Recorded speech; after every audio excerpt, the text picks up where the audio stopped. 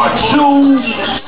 Halika na ipagpatuloy ang nabiting palabas. Para bayaw natin doon ay naging siga ng baras. Ako ang siga ng Pinas, sinong tumandang paurong. Ibig sagot sa lahat na meron tandang panas o malungpaon. Sa mikropono, hindi mo babagit. Mga makarape kay mga itinuri kong bagit. Taralit, at sino ka para ako'y sumama? Dadalhin mo lang ako doon pa sa mundo na madrama. Ang laki pa ng dating, para lang mga bating. Hip-hop na naman, magpisuot yung mga buwis. Mahahabang malawin, magagara na damit. Tatayo ka sa gitna, kakatakan ng kape. Oh shit, bakit minsan ang hirap tumikit? Ang kita doon kay Kuya Eddie, bakit napakasakit? Ang sinabi, parang minsan ang hirap ng mating. Sa mga fake MC, paulit-ulit nag-retake. Paulit-ulit nag-retake sa respeto kay Uha.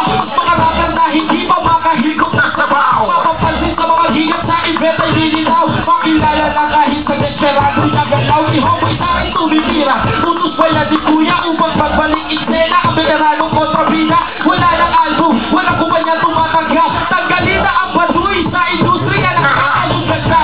Sa akin walang dagdag nakakalason, meron dila. Dapat tumulong ay parang pinagwekot at nagsasayong balat kapag ako ang nagsulat. Diyan ka lamang magaling sa mga baklang pamaga. Oo, lumalabas sa beach, ang aas ng sigat. Itulong ka baduyan, sige wala kang katapat. Sige tuloy mo lahat, nonsense isisikat. Dominado ang pangalan sa Tongalo Rap Award.